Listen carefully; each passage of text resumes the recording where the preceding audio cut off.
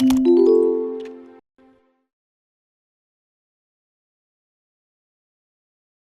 चलिए digital marketing क्या है ये समझते हैं। अब डिजिटल मार्केटिंग के बारे में मैं बात करूं उसके पहले मैं आपको बता दूं गाइज कि जब हम कंटेंट मार्केटिंग की बात करते हैं तो वो डिजिटल मार्केटिंग का एक पार्ट है।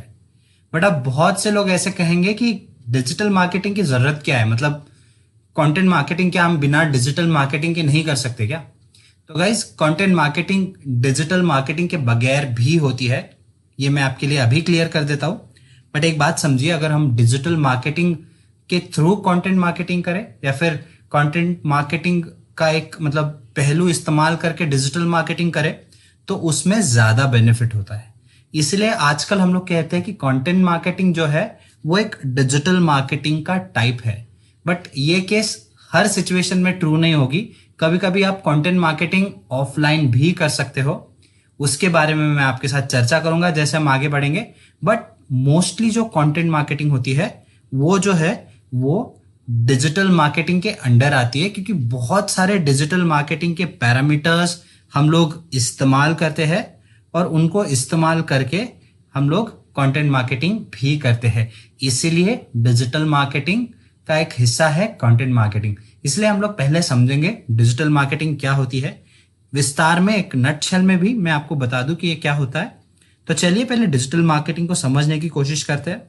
तो गाइस अगर डिजिटल मार्केटिंग को मैं अगर डिफाइन करूं तो बहुत ही सिंपल अगर लैंग्वेज में मुझे आपको बताना है तो मैं ये कहूंगा कि ये कुछ नहीं, ये एक इलेक्ट्रॉनिक मीडिया का इस्तेमाल करना होता है।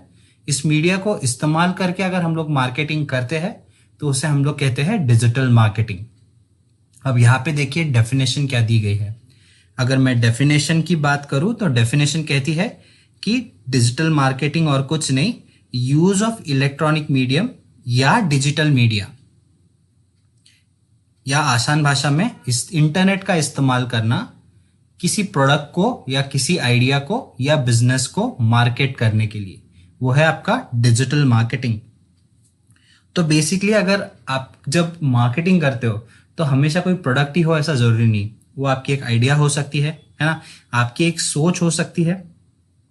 और गाइस मोस्टली डिजिटल प्लेटफॉर्म्स का इस्तेमाल अवेयरनेस फैलाने के लिए भी किया जाता है। बट मोस्टली जब हम अवेयरनेस फैलाते हैं वो हर बार बिजनेस पर्पसेस के लिए नहीं होता, इसलिए उसका चयन थोड़े अलग डिवीजन में होता है। बट आपके पास कोई आइडिया है, कोई कॉन्सेप्ट है जो आप बेसिकली कोई बिजनेस प्रोपोजिशन मीट करने के लिए यूज कर रहे हो और उस आइडिया को अगर आप डिजिटली इंप्लीमेंट करते हो तो उसको हम लोग कहेंगे marketing in the form of digital forms, इसीलिए उसे हम लोग कहते हैं डिजिटल मार्केटिंग। तो गाइस बेसिकली जब आप लोग डिजिटल मार्केटिंग करते हो तो दो बहुत ही जरूरी सवालों के आपको जवाब ढूंढने हैं कि ये जो चीज हम लोग कर रहे हैं ये हम किसके लिए कर रहे हैं, हमारी टारगेट ऑडियंस क्या है। अगर हम लोग हमारी टारगेट ऑडियंस फिगर आउट कर पाए तो फिर हमारा काम आसान हो जाता है। और दूसरा सवाल का जो जवाब हमें ढूंढना है कि हम लोग उनको रीच आउट कैसे करेंगे। तो इन दोनों चीजों के लिए मतलब आप डिजिटल मार्केटिंग का इस्तेमाल कर सकते हो। अब कैसे वो मैं आपको बताऊंगा आगे, बट पहले इन चीजों का लिए मैं एक एग्जाम्पल दे दूं आपको। तो गाइस अगर मैं डिजिटल मार्केटिंग की बात करूं तो जब मैं कहता हूं कि हमें अपने कस्टमर्स को समझने की जरूरत है, उसके पीछे रीजन ये है कि पहला क्वेश्चन तो आप खुद से ये पूछोगे कि आपको मार्केट क्या करना है, क्या प्रोडक्ट है, क्या आइडिया है जो आप मार्केट करना चाह रहे हो। अब हो सकता है कि आप मे बी आप कोई शॉप खोलना चाह रहे हो या फिर आपके पास अज्यूम कर लीजिए कि फुटवेयर है, आप काफी अच्छे फुटवेयर के डिजाइन बनाते हो, या फिर अज्यूम कर लीजिए कि आप बहुत ही अच्छे पेंटर हो। तो अब आपका काम यह है कि आप पेंटिंग्स बना रहे हो और आपको पेंटिंग्स बेचनी है ना। तो फिर आप उसमें भी आपके पास काफी सारे सवाल रहेंगे कि आप किस तरह की पेंटिंग बनाते हो और आपकी टारगेटेड ऑडियंस क्या है। अगर आप ऐसे कुछ पेंटिंग्स बनाते हो जो थोड़े मॉडर्नाइज्ड स्टाइल्स है ना, मे बी वो यंग क्राउड को पसंद आ सकते हैं। कोई एज ग्रुप आप डिफाइन कर सकते हो कि मोस्टली जो है 25 टू या फिर 20 टू 45-50 वाले एज में मेरी पेंटिंग ज्यादा बिक सकती है, क्योंकि शायद उस उम्र में लोग ज्यादा चीजें खरीदते हैं। 20 के पहले बहुत से लोगों की कंडीशन ऐसी होती है कि जॉब्स नहीं होते, उतने वो अवेयर नहीं होते, तो उसके वजह से शायद ये ऑडियंस को अट्रैक्ट ना कर पाओ आप। और 20 से 50 वाली उम्र जो होती है ये मोस्टली वो अर्निंग भी होती है, वो फैमिली वाली कैटेगरी में आती है या फिर अर्निंग वाली कैटेगरी में आती है, तो वो आपकी पेंटिंग्स खरीदने के चांसेस भी उनके ज्यादा होते हैं। अब दूसरा क्वेश्चन आप ये पूछ सकते हो कि आप जो बेच रहे हो ऑनलाइन या मार्केट कर रहे हो इन सिंपल वर्ड्स, तो आप कौन से ऑडियंस के लिए वो मार्केटिंग कर रहे हो?